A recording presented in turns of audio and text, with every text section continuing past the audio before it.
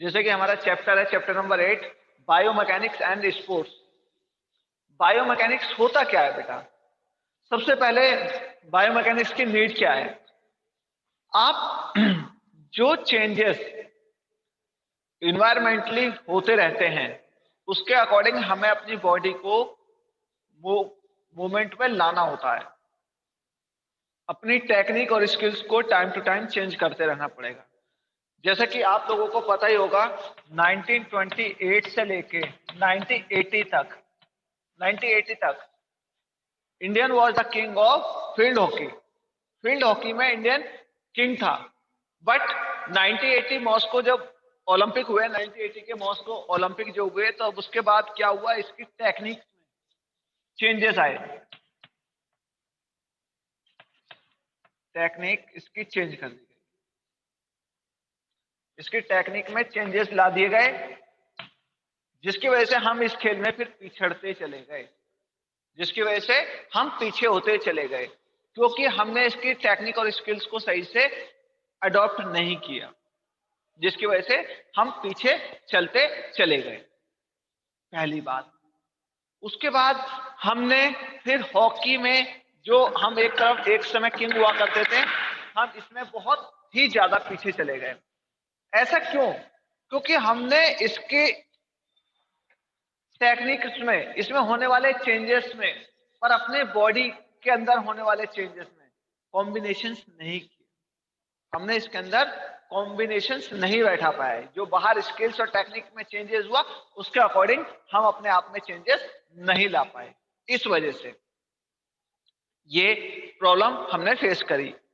अब जैसा आप देखेंगे, आज बड़ा फास्ट, बेटा एक मिनट, बेटा जैसे आप जानते हैं कि टाइम टू टाइम चेंजेस होते रहते हैं, ठीक है। आप आज से 30 साल पहले किसी ने सोचा नहीं था कि जो 100 मीटर की रेस होगी वो 10 सेकंड से भी कम में कंप्लीट हो जाएगी। 10 सेकंड से भी कम में कंप्लीट हो जाएगी। उसेन बोल्ट ने करके दिखाया ना। तो ऐसी जो चीजें होती है जिसमें मोशंस होता है, गति होती है, उसके अंदर और अपनी बॉडी के अंदर चेंजेस लाने का, उस गति को कंबाइन करने के लिए, जिससे हमारा खेल बहुत ज्यादा इंप्रूव हो सके, ठीक है। अब हम बायो मैकेनिक की बात करते हैं, तो बायो मैकेनिक 2 वर्ड से मिलकर बना है। मैकेनिक्स, बायो का मतलब होता है लिविंग थिंग्स,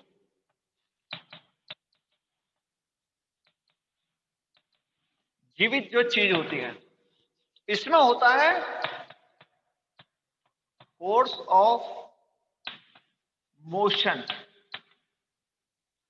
जो लिविंग थिंग्स के अंदर जो गति होती है, बेटा ध्यान से सुनना और समझने की कोशिश करना कि जो जो लिविंग थिंग्स के अंदर जो मोशन होता है, जो स्पीड होती है, जो गति होती है, वो किस तरह वर्क करती है, वो किस तरह वर्क करती है, उस पर किस तरह का फोर्स डेवलप किया जाता है, किस तरह का फोर्स लगाया जाता है। जो गति हम लगा रहे हैं, जिस गति से हम दौड़ रहे हैं, उस पर कौन सा फोर्स इंप्लीमेंट किया जाए ताकि हम बेटर रिजल्ट पा सकें। किस तरह का हम फोर्स लगा रहे हैं। हम देखते हैं कि चीता है, चीता दौड़ रहा है, दौड़ रहा है। अब उसके अंदर हम अगर उसकी बॉडी के अंदर जाते हैं, इंटरनल पार्ट्स को चेक करें और चेक करके ये पता लगाएं कि ऐसी कौन सी पावर है जो इसकी स्पीड को बढ़ाती है, ऐसा कौन सा फोर्स मिल रहा है इसको, ऐसी कौन सी ताकत मिल रही है जो इसकी स्पीड को बढ़ा देती है, ठीक है। तो इस चीज की नॉलेज हमें बायोमैकेनिक्स से मिलती है, जिसे जैव यांत्रिक कहा जाता है। क्या कहा जाता है? जैव यांत्रिक कहा जाता है हिंदी में। तो समझ लेना, बायो प्लस लिविंग थिंग्स होती है फोर्स ऑफ मोशन। जो सपोज करो मैं आपको एक एग्जांपल के थ्रू मैं आपको बताना चाहता हूं। मेरे हाथ में ये जैवलिन है, सपोज ये चौक को आप मानेंगे जैवलिन। जैवलिन को मैंने इस तरह थ्रो किया, तो ये क्या करेगा? मोशन करने लगेगा। क्या करने लगेगा? ये मोशन करने लगेगा। ये इसमें स्पीड आ जाएगी, पर इसकी स्पीड ज्यादा क्यों थी और कम क्यों थी? इस पे कौन सा फोर्स इंप्लीमेंट किया गया था, इस पे कौन सा फोर्स इंप्लीमेंट किया गया था जिसकी वजह से इसकी स्पीड ज्यादा रही या कम रही, इसने डिस्टेंस ज्यादा कवर किया या कम कवर किया। बहुत सारी चीजें होती है। जब हम थ्रोइंग वाले इवेंट्स करते हैं तो वी नो ऑलवेज कि इस पे एक एंगल क्रिएट होता है। सबसे पहले वो एंगल कौन सा होता है, 45 डिग्रीज का, 45 डिग्रीज का एंगल इस पे क्रिएट होता है बच्चों। सपोज करो 45 क्या होता है, देखिए अगर आप थ्रो करेंगे, किसी भी चीज को थ्रो करेंगे तो आप यहां से लेके इस तरह थ्रो करेंगे। अगर सपोज आपने इस तरह थ्रो किया तो डाउन टू अर्थ जाएगा, जमीन के पास चला जाएगा, जमीन के करीब चला जाएगा। क्यों? उसका जो एंगल था वो नीचे बन गया और ग्रेविटी के काफी पास चला गया। अगर आपने ये फेंका इस तरह से तो ये क्या है बेटा, 90 डिग्रीज। क्या है ये, 90 डिग्रीज। और 90 डिग्रीज पे क्या होगा, ये जाके सीधा जाके वहीं आ जाएगा। तो ये कितनी डिस्टेंस कवर करेगा, 0, क्योंकि हमने यहां से फेंकना चालू किया और ये यहीं आके गिर गया। बट एक एंगल बनता है 90 डिग्रीज का। जब हम 90 डिग्रीज पे किसी भी चीज को फेंकते हैं, 90 डिग्रीज पे, सॉरी 45 पे किसी भी चीज को फेंकते हैं, अच्छे फोर्स के साथ, उसमें फोर्स अच्छा सा इंक्लूड करते हैं, ठीक है, वो ज्यादा डिस्टेंस कवर करता है। इसीलिए कहते हैं जो थ्रोइंग इवेंट्स होते हैं उसमें हमें एंगल का ध्यान रखना पड़ता है। हम फोर्स लगा रहे हैं जो अपनी स्पीड को, मोशंस को बढ़ाने के लिए, वो फोर्स किस तरह का लगेगा, इस चीज का ज्ञान हमें बायोमैकेनिक्स से मिलता है। ठीक है बच्चों।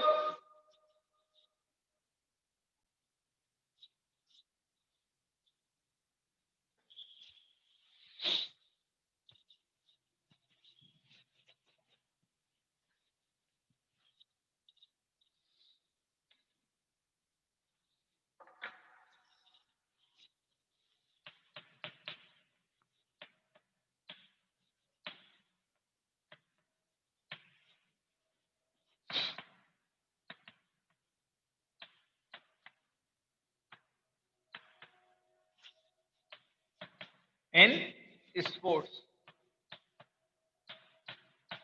स्पोर्ट्स के अंदर बायोमैकेनिक की क्या क्या नीड होती है, कि इसकी, सॉरी, क्या क्या इंपॉर्टेंस होती है, इसकी इंपॉर्टेंस क्या क्या होती है, कि किस तरह की इंपॉर्टेंस। तो सबसे पहले होता है असिस्ट इन इंप्रूविंग टेक्निक। जो हमारी टेक्निक होती है उसको इंप्रूव करना, पहला इसका जो पार्ट होता है वो होता है इंप्रूविंग टेक्निक। मैंने शुरू में ही बताया था,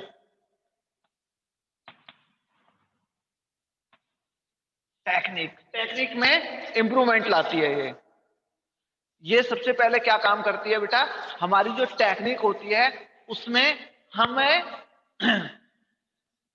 हेल्प करती है। जैसे सपोज दैट हम दौड़ते हैं, हम रनिंग कर रहे हैं बेटा, और हमारी जो रेस है वो 100 मीटर है, शॉर्ट रेस में आते हैं। उसमें हम बहुत तेज दौड़ना चाहते हैं पर दौड़ नहीं पाते, हमारे पैर में कोई प्रॉब्लम है या कुछ है, तो वो चेक करते हैं कि आपके पैरों में आपके जो शूज पहने हुए हैं उनकी वजह से या किसी फ्रिक्शंस की वजह से या कौन सा ग्रेविटी आप पे काम कर रही है जो आप तेज नहीं दौड़ पा रहे, या आपके हाथों की जो पोजीशन है वो देखेंगे। आप जनरली ऐसे दौड़ोगे तो कम होगा, इस तरह से जब आप दौड़ते हैं तो ये क्या होता है, एयर को कट करता है। जनरली आप देखोगे जब स्प्रिंट रेसर दौड़ते हैं तो हाथों को इस तरह से हिलाते हुए चलते हैं, वो इस तरह से। इससे क्या होता है कि उनके आगे के जो आने वाला वाइंड होता है, हवा होती है, वो काट देती है। तो वो टेक्निक को कहीं ना कहीं इंप्रूव करते हैं, वो इंप्रूव करते हैं। दूसरा, improving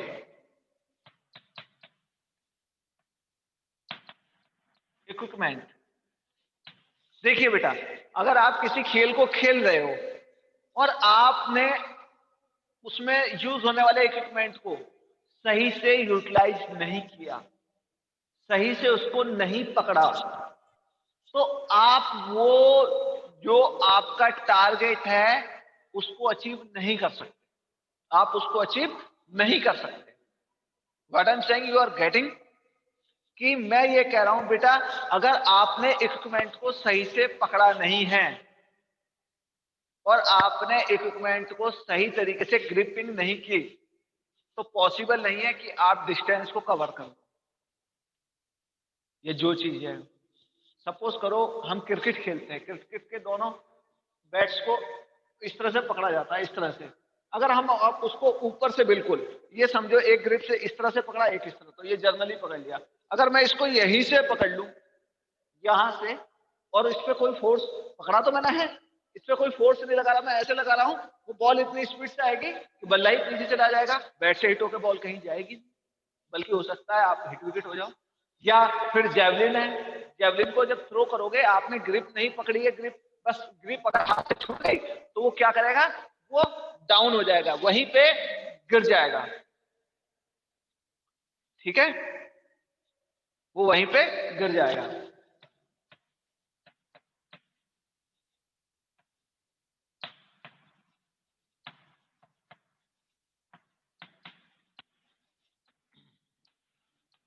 performance in sports, sports में अपने परफॉर्मेंस को डेवलप करने के लिए, देखिए जब आपने इक्विपमेंट पकड़ना सीख लिया, आपने अपनी स्पीड को मैनेज करना सीख लिया, अपनी टेक्निक को मैनेज करना सीख लिया, तो ऑटोमेटिकली आपका जो परफॉर्मेंस होगा वो इनहेंस हो जाएगा, अपने आप ही बढ़ जाएगा। कुछ कहने की जरूरत ही नहीं है, अपने आप ही आपका परफॉर्मेंस अप होता हुआ चला जाएगा। जब आप टेक्निक सही लगा रहे हो, उसमें इक्विपमेंट को सही से पकड़ रहे हैं, तो ऑब्वियसली क्या होगा कि आपका जो गेम में सुधार है वो ऑटोमेटिकली आना शुरू हो जाएगा। ठीक है,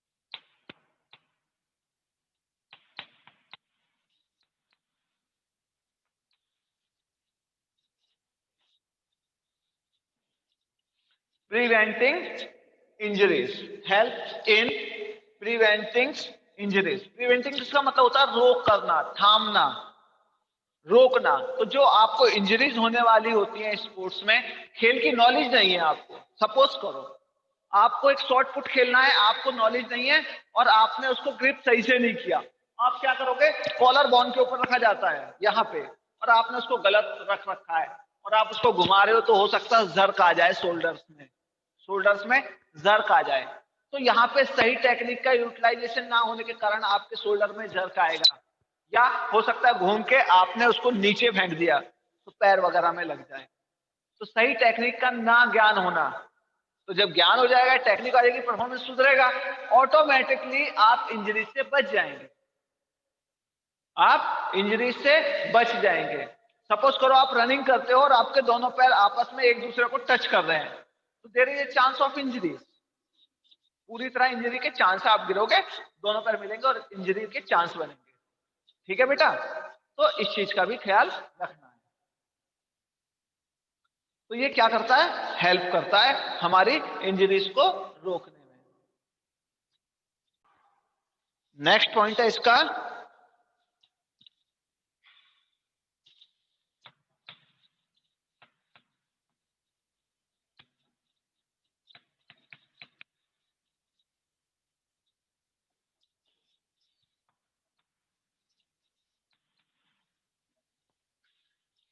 प्रमोटिंग सेफ्टी।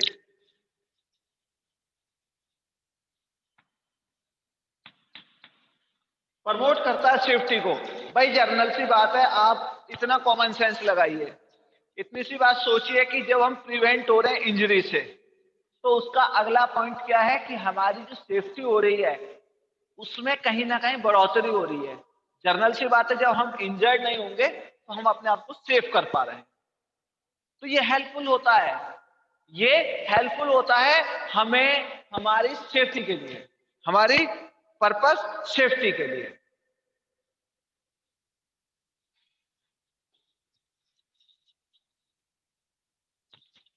जस्ट इसके बाद इसके कुछ पॉइंट और होते हैं, इम्प्रूव मूवमेंट इन ट्रेनिंग। जब हम ट्रेनिंग करने आते हैं तो हम पहले चीजों को अच्छे से सीखते हैं। हमें ये पता चलता है कि हमें बॉडी के अंदर कौन सा एंगल बनाना है, किस तरह से दौड़ना है, किस तरह से भागना है। जब हमें इन चीजों का पता होगा तो हमारी ट्रेनिंग जो है क्या होती है, बहुत ज्यादा इंटरेस्टिंग हो जाती है, बहुत ज्यादा इंटरेस्टिंग हो जाती है हमारी ट्रेनिंग।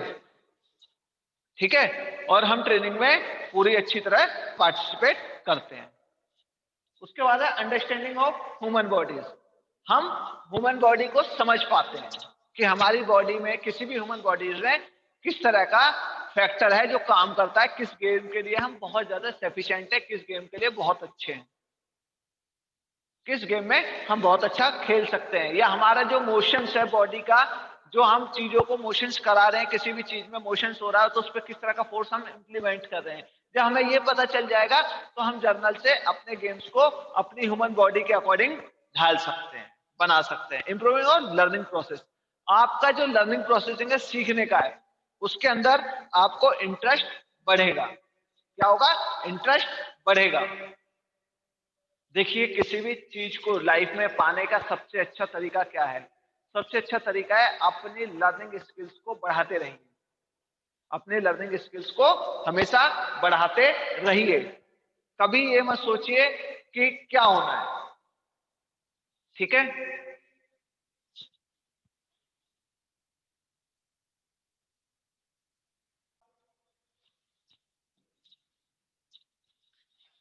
बेटा हमारा जो नेक्स्ट टॉपिक है वो है टाइप्स ऑफ मूवमेंट। हमारी बॉडी के अंदर जो मूवमेंट होता है वो जनरली किस तरह का होता है, कौन कौन से वो टाइप होते हैं, किस तरह के प्रकार होते हैं हमारी बॉडी के अंदर मूवमेंट कराने के लिए। मूवमेंट कराने के लिए कौन कौन से, किस तरह के मूवमेंट हमारी बॉडीज के अंदर होते हैं। तो ये जनरली चार टाइप के होते हैं बेटा। फर्स्ट होता है ग्लाइडिंग। Gliding movement. दूसरा एंगुलर मूवमेंट।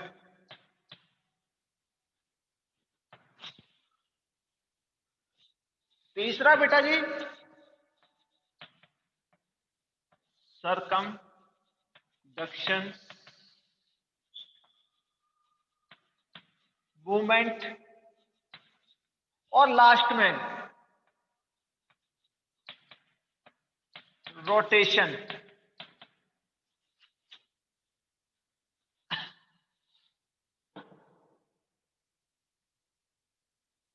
बेटा चार टाइप के मूवमेंट हमारी बॉडी के अंदर होते हैं। ये चार तरह के जो मूवमेंट है, मेन मेन चार तरह के। इसके अलावा भी बहुत सारे मूवमेंट होते हैं, बहुत सारे मूवमेंट होते हैं छोटे छोटे, जैसे बॉडी का इस तरह मूव होना या इस तरह मूव होना। ठीक है, ये भी एक मूवमेंट है। बॉडी को आगे की तरफ खींचना, पीछे की तरफ खींचना, ये भी बॉडी में एक टाइप का मूवमेंट हो रहा है। पर मेन जो चार बताए गए हैं, पहला बताया है ग्लाइडिंग। ग्लाइडिंग वो होता है जिसको सिंपल मूवमेंट भी कहा जाता है। इसमें किसी तरह का कोई एंगल क्रिएट नहीं होता, समझ लीजिए। जो सिंपल होता है, जैसे ये हमारा कार्पस है, हाथ, इसके अंदर ग्रिप का बनना, ग्रिप का बनना, ये हाथ चल रहा है हमारा, क्योंकि हम क्रिकेट खेलते हैं, वॉलीबॉल खेलते हैं, कुछ भी खेलते हैं, तो इस चीज से हमारी ग्रिप बनती है बेटा। क्या बनती है? ग्रिप बनती है। बैडमिंटन खेल रहे हैं, इस तरह से हमने ये पकड़ा हुआ है। टेबल टेनिस कर रहे हैं, इस तरह से हमने पकड़ा हुआ है उसके रैकेट को, बैडमिंटन के रैकेट को। वॉलीबॉल खेलना है, बास्केटबॉल खेलना है, इस तरह से मूवमेंट कराया। तो क्या होता है? ये होता है ग्लाइडिंग। कार्पस के अंदर जो होता है, या एंकल्स के अंदर जो मूवमेंट होता है, वो होता है बेटा जर्नल जिसे कहा जाता है, या फिर ग्लाइडिंग मूवमेंट, जो सीधा सीधा होता है, उसमें कोई अलग तरह का मूवमेंट नहीं होता है। ग्लाइडिंग मूवमेंट कहा जाता है, जो सिंपल तरह का मूव होता है हमारी बॉडीज के अंदर, सीधी प्रकार का। दूसरा वाला एंगुलर। इसको एंगुलर क्यों कहा गया बेटा? क्योंकि इसमें एंगल क्रिएट होते हैं। जिस मूवमेंट के अंदर हमारी बॉडी के अंदर अलग अलग टाइप के एंगल बनते हैं, अलग अलग टाइप के एंगल बनते हैं, वो हमारे एंगुलर मूवमेंट कहलाते हैं। जनरली ये 4 टाइप का होता है बेटा, ये 4 तरह का होता है। फ्लेक्शन,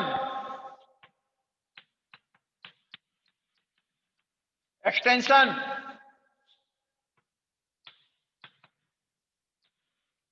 अबडक्शन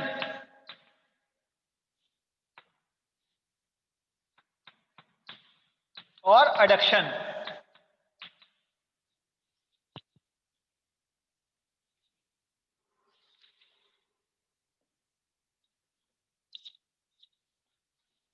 जब हमारी बॉडी के अंदर जब हम एंगल बनाते हैं डिफरेंट डिफरेंट टाइप के, या डिफरेंट डिफरेंट टाइप के जब एंगल बन जाते हैं, और सबसे ज्यादा स्पोर्ट्स के अंदर एंगुलर मूवमेंट हेल्पफुल होता है। हम यहाँ पे मूवमेंट को स्टडी कर रहे हैं, क्यों? क्योंकि बायोमैकेनिक्स में हमारी बॉडी कैसे मूव करती है, किस तरह की स्पीड आती है, तो उसमें हमारे मूवमेंट बड़े हेल्पफुल होते हैं।